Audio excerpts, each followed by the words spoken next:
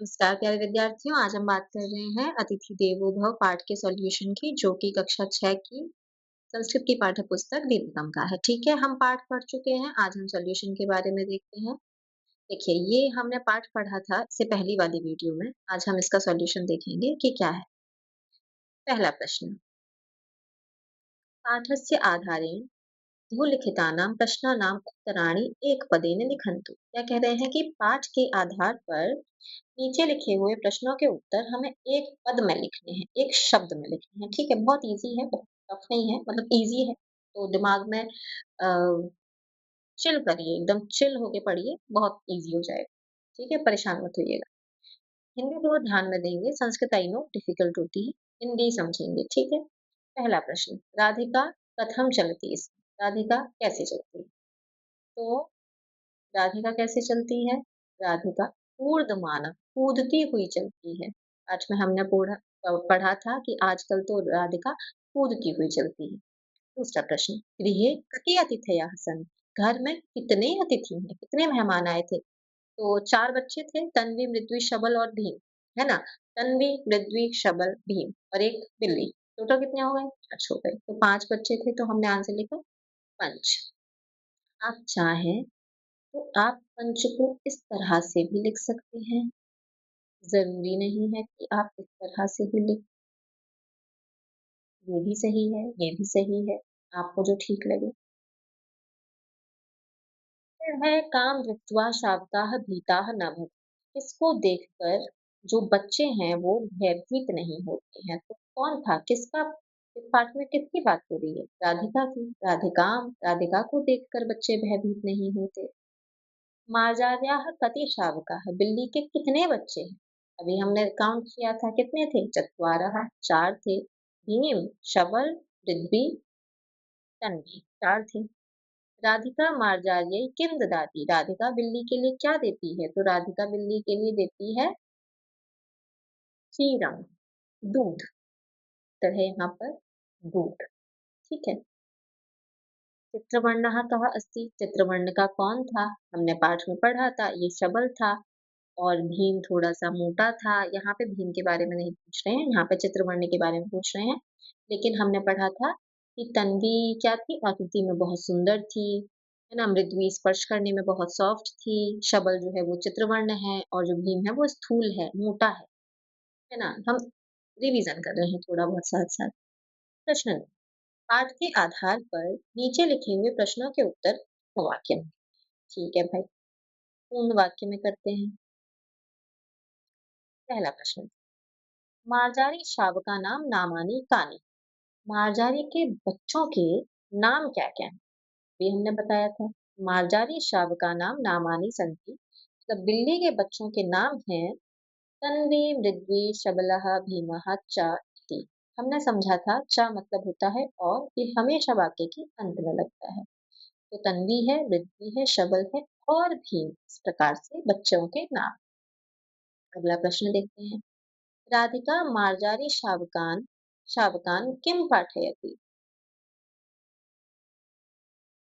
वो मार्जारी है, राधिका जो है वो बिल्ली के बच्चों को क्या पाठ पढ़ाती है? तो क्या बोलती है वो? राधिका मार्जारी के बच्चों को बोलती है अतिथि देवो भव। और ये पाठ उसने सीखा था अपनी दादी से। दादी ने बताया था कि अतिथि देवता के समान होते हैं। ठीक है। तीसरा प्रश्न, विचित्ताः अतिथयः के?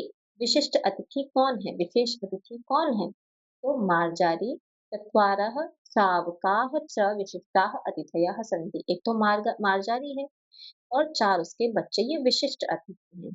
ठीक है? बिल्ली को भी काउंट करना है, ठीक है? ध्यान दीजिएगा, बिल्ली भी काउंट कर रहे हैं हम अतिथि। बिल्ली और 4 बच्चे, टोटल 5 हैं। बिल्ली के 4 बच्चे हैं लेकिन गेस्ट 5 हैं, बिल्ली को भी मिला रहे हैं।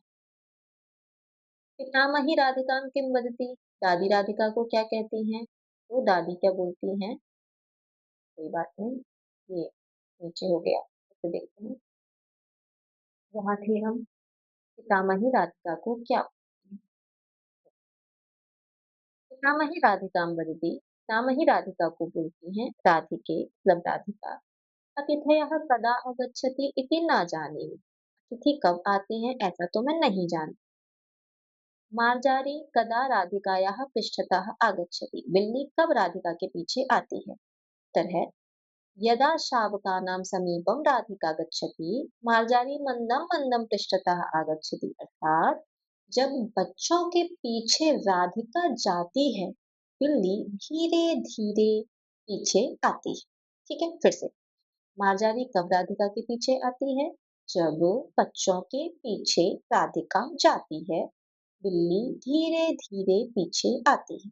हम ना संस्कृत के उत्तर याद करेंगे डिफिकल्ट होगा, हम हिंदी का कॉन्सेप्ट क्लियर करेंगे तो संस्कृत के शब्द अपने आप आ जाएंगे। देखना ये बहुत इजी हो जाता है। मार्जार्याः शावकाः कीदृशाः सन्ति। बिल्ली के बच्चे किस प्रकार के हैं? तो हमने ये पढ़ा था। तन्व्याकृत्याः सुंदरी, तन्व्याकृति में सुंदर है। पृथ्वी स्पर्शेन अतीव कोमला, पृथ्वी जो है बहुत सॉफ्ट स्किन की है। चबलः चित्रवर्णः, चबल चित्रवर्ण का है। मिक्स कलर है। और भीम जो है वो किंचित स्थूल है और भीम जो है थोड़ा सा मोटा है। ठीक है, ये हो गया हमारा दोनों। अगला प्रश्न देखें। लिखितानां वाक्यानां प्रश्नसूचक वाक्यानि लिखन्तु। नीचे लिखे हुए वाक्यों को प्रश्नसूचक वाक्यों में लिखें। लेखनी अत्र अस्ति, लेखनी कुत्र अस्ति। उदाहरण दिया है, लेखनी यहाँ है, लेखनी कहाँ है।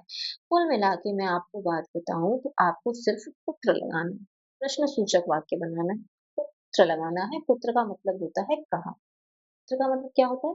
कहाँ। कुत्र मतलब यहाँ, कुत्र मतलब कहाँ, कुत्र मतलब जहाँ, कुत्र मतलब वहां। यहाँ पे कुत्र लगाना है। कहाँ हिंदी में लिख देते हैं। कहाँ पूछ रहे हैं, ये हर जगह पे कहाँ लगाना है। बेसिक सा आंसर है, हर किसी का सेम ही आंसर है। बस दिमाग में रखिए, कहाँ लगाना है। ठीक है, क्या लगाना है? कहाँ। वृक्ष कत्र, वृक्ष वहां है। प्रश्न क्या बनेगा? वृक्ष कहाँ है। प्रश्न ही बनाना है, प्रश्न ही पूछ रहे हैं। देवालयः अन्यत्र अस्ति। देवालय दूसरी ओर है, तो देवालय कहाँ है? देवालयः कुत्र अस्ति। प्रश्न बन गया।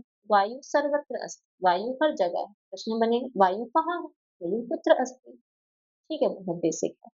बालकाः एकत्र तिष्ठन्ति। बालकाः एकत्र होकर बैठे हैं, तो बालकाः कहाँ, बालक कहाँ बैठे हैं? बालकाः कुत्र तिष्ठन्ति। माता अत्र अस्ति। माता यहाँ है, तो माता कुत्र अस्ति। माता कहाँ है? सब में कुत्र लगाना है। सिंपल सा है। प्रश्न 4। उत्पीठिकायां, पीठिका मतलब ये जो टेबल है जिस पे बैठ के अभी मैं पढ़ा रही हूँ, आप बैठे होंगे, आप क्लासरूम में जिस पे बैठ के पढ़ते हैं, मतलब जिस पे पुस्तक रख के पढ़ते हैं।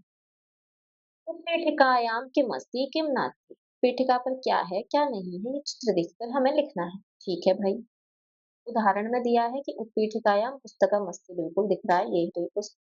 उत्पीठिकायां घटी नास्ति, उत्पीठिका पर घड़ी नहीं है। जी बिल्कुल नहीं है, हम देख भी नहीं पा रहे हैं।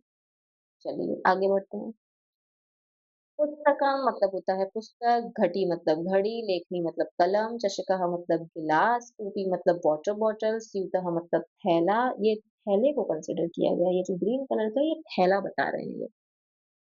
संगणकम कंप्यूटर, वृक्षः पेड़, फलम फल, कंदुकः गेंद।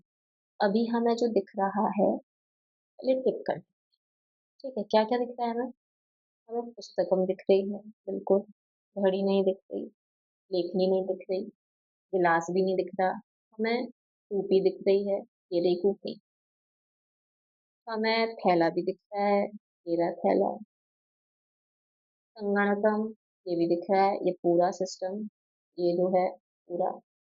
वृक्ष नहीं दिख रहा, कलम नहीं दिख रहा, बंदूक गेंद भी दिख रही है, ये भी गेंद। तो ये हमारे हो गए उत्तर। ठीक है, कैसे लिखा है हमने इसको? ये क्या क्या है? पेटिकायाम संगणकम अस्ति, मतलब पेटिकायाम यहाँ लिखा ही है ना? टी भी लिखा ही है। जो-जो चीज़ें लिखी हैं उसके इस किम की जगह पर बस वो शब्द लिख देने हैं कि उत्पीठिकायां पुस्तकम अस्ति, उत्पीठिकायां टोपी अस्ति, उत्पीठिकायां स्यूतः अस्ति, उत्पीठिकायां संगणकम अस्ति, उत्पीठिकायां कन्दुकः अस्ति। और जो नहीं है उसके लिए बस ये लिख देना है कि उत्पीठिकायां, जैसे ये लेखनी नहीं है तो उत्पीठिकायां लेखनी नास्ति। बहुत ईज़ी है। हर चीज़ के आगे ऐसे ही करना है। देख लेते हैं एक बार फिर भी। आप चाहें तो स्क्रीनशॉट ले लीजिए अगर आपको वर्कबुक भरनी है। चलिए रेखाचित्रं दृष्ट्वा उदाहरणानुसारं वाक्यानि लिखन्तु। रेखाचित्र को देखेंगे और उदाहरण के अनुसार वाक्य लिखें। ठीक है, रेखाचित्र क्या कह रहा है? जैसे कि मार्जारः कुत्र अस्ति, मार्जारः अत्र अस्ति, मार्जारः शब्द। अच्छा, क्या कह रहे हैं कि जो-जो शब्द यहाँ लिखे हैं, जैसे मैंने पूछा कि सेवक शब्द कहाँ लिखा है, तो सेवक शब्द कहाँ लिखा है? तो मैं तो सेवक मुझे नहीं दिख रहा है, तत्र में दिख रहा है, तो सेवकः तत्र अस्ति। अब इन्होंने मान लो उदाहरण के लिए पूछा, ये देखो तत्र मतलब होता है यहाँ, ठीक है? तत्र मतलब यहाँ, तत्र मतलब वहाँ, सर्वत्र मतलब हर जगह, एकत्र मतलब एक जगह, ठीक है? यहाँ कह रहे हैं कि कौन-सी चीज़ कहाँ है, हमें वो बताना है। तो उदाहरण में जैसे मार्जारः कहाँ लिखा हुआ है कि तत्र वाली टेबल पे लिखा है, सेवक कहाँ लिखा है, ये तत्र वाली टेबल पे लिखा है। इसी तरह इन्होंने अगर मान लो पूछ लिया कि प्रश्न में मान लो आ जाए कि मयूरः कुत्र अस्ति, तो मयूरः कौन-सी टेबल पे लिखा है? ऑन द टॉप क्या है? मयूरः के ऑन द टॉप में एकत्र लिखा है, तो हम लिखेंगे मयूरः एकत्र अस्ति, ठीक है?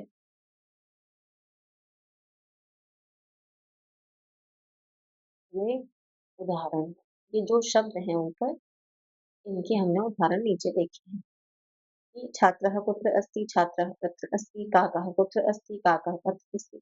जो शब्द जहाँ है वहाँ लिखना है, हमें ये इतना भी नकल नहीं करना, थोड़ा-सा कॉमन सेंस लगाएँगे, थोड़ा-सा दिमाग लगाएँगे, जो शब्द जहाँ है उसके हिसाब से करेंगे। हालाँकि यहाँ पर उत्तर है, लेकिन आपको इनसे करना नहीं। आपको दिमाग लगाना है, कौन-सा किस टेबल पर लिखा है और उस टेबल के हिसाब से हमें लिख लेना है, ठीक है? कि अगर यहाँ है तो अत्र, जिस टेबल में लिखा है उसके ऊपर on the top in the middle जो लिखा है उसको आपको लिखना है कि अत्र अस्ति, तत्र अस्ति, एकत्र अस्ति, जहाँ भी है, जो भी है, उस हिसाब से हमें हर चीज़ को कॉपी पेस्ट नहीं करना होता, ठीक है? हमें दिमाग लगाना। अगला प्रश्न देखते हैं। भोजनशालायां किं किम् अस्ति इति पंचभिः वाक्यैः लिखन्तु। भोजनशाला में क्या-क्या है, ये 5 वाक्यों में हमें लिखना है, ठीक है? शब्द हमें दिए गए हैं, सूचक सूचक पद जो दिए गए हैं, वो ये हैं कि पाचक, पात्रम, तण्डुलाः, शाकानि, अग्नि, जलम, ठीक है। पाचक मतलब बनाने वाला, पात्र मतलब बर्तन, तण्डुला मतलब चावल, शाकानि मतलब सब्जियाँ, अग्नि मतलब आग, जलम मतलब पानी। हालाँकि वाक्य बनाने के तरीके बहुत तरह के होते हैं, वो आप पे डिपेंड करता है, लेकिन यहाँ सबसे ज़्यादा ईज़ी चीज़ है कि हमने एक शब्द लिया है भोजनशालायाम, दूसरा शब्द लिया है अस्ति, और इसके बीच में जितने भी शब्द हैं यहाँ पे सूचक पद जो है वो लगा दिए कि भोजनशालायां पाचकः अस्ति, भोजनशालायां पात्रम् अस्ति, भोजनशालायां तण्डुलः अस्ति, भोजनशालायां शाकानि अस्ति, भोजनशालायां अग्नि अस्ति, भोजनशालायां जलम् अस्ति। बहुत बेसिक सा दिया है ना? ये ईज़ी है, यहाँ से आप लिख सकते हो, लेकिन हमें हर चीज़ नकल नहीं करनी चाहिए, हमें दिमाग लगाना चाहिए और वैसे भी हम संस्कृत पढ़ रहे हैं। अगला प्रश्न देखते हैं, क्या कह रहे हैं कि नीचे लिखे हुए वाक्यों में अव्यय पदों को चुनकर लिखो। अव्यय मतलब ऐसे शब्द जिनका जो व्यय नहीं होते, मतलब जिनका कर्ता, लिंग, वचन के हिसाब से जो चेंज नहीं होते हैं, वो होते हैं हमारे अव्यय। अमित गृहात् बहिः गच्छति। अमित घर से बाहर जाता करता है, यहाँ पे ये कारक चिन्ह भी लगा है, यहाँ पे क्रिया भी आई है। बाहर शब्द जो है, वो यहाँ पे अगर अमित की जगह सुनीता हो जाता तो भी नहीं बदलता। गच्छति की जगह आगच्छति हो जाता तो भी बाहर नहीं बदलता। मुख्य है उसपे कर्ता लिंग का प्रभाव नहीं पड़ेगा, ठीक है? तो यहाँ पे वही जो है वो वही ही रहेगा बाहर। तो हमें ऐसे वाले शब्द छाँटने हैं जिन पे प्रभाव नहीं पड़ रहा, जो खर्च नहीं हो रहे, जो व्यय नहीं हो रहे, पे छाँटने हैं, अविकारी शब्द छाँटने हैं। तो यहाँ पे क्या है? वही ही। पहले हम यहाँ पे देख लेते हैं। हमें हर जगह नकल नहीं करनी है, कहीं नहीं करनी है इसमें। एक वानर मतलब बंदर वृक्ष के ऊपर बैठा है, ऊपर ही। यहाँ पे अगर लिंग चेंज हो जाता तब भी ऊपर ही सेम रहता। वह फल फलों को नीचे फेंकता है, अधः। वहाँ एक बिल्ली है, वहाँ वहाँ है। बिल्ली घर के अंदर प्रवेश करती है, अंदर। ये जो शब्द हैं वो हैं अविभाज्य शब्द, ठीक है? हमें कॉन्सेप्ट समझना हो, नकल नहीं करनी। तो फिर भी यहाँ पे उत्तर है, आप चाहें तो देख सकते हैं।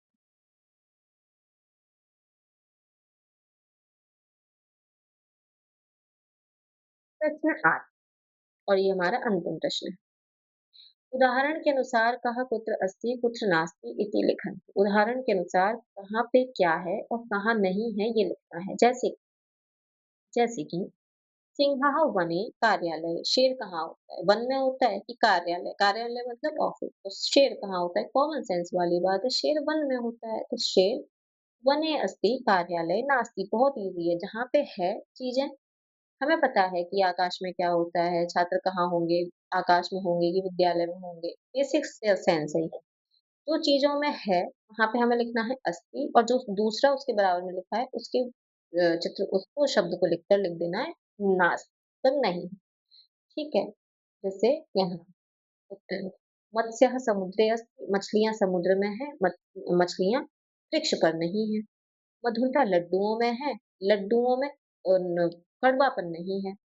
उष्णता सूर्य में होती है, चंद्र में नहीं होती। वानर वृक्ष पर होता है, नदी में नहीं होता। नौका जल में होती है, पर्वत में नहीं है।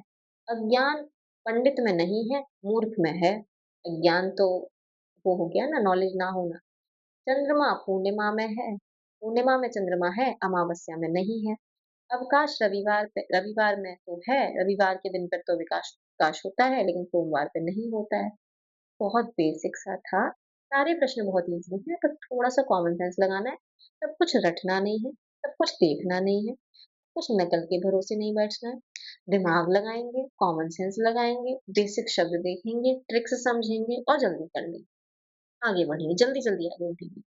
मतलब समझते हुए, रफ्तार में नहीं कि बस आगे बढ़ रहे हैं बिना कुछ जाने, ऐसे नहीं। समझते हुए धीरे-धीरे अपनी समझ के साथ अपने आप को समझदार मानकर आगे बढ़ेंगे, ठीक है? ये हो गया हमारा सॉल्यूशन।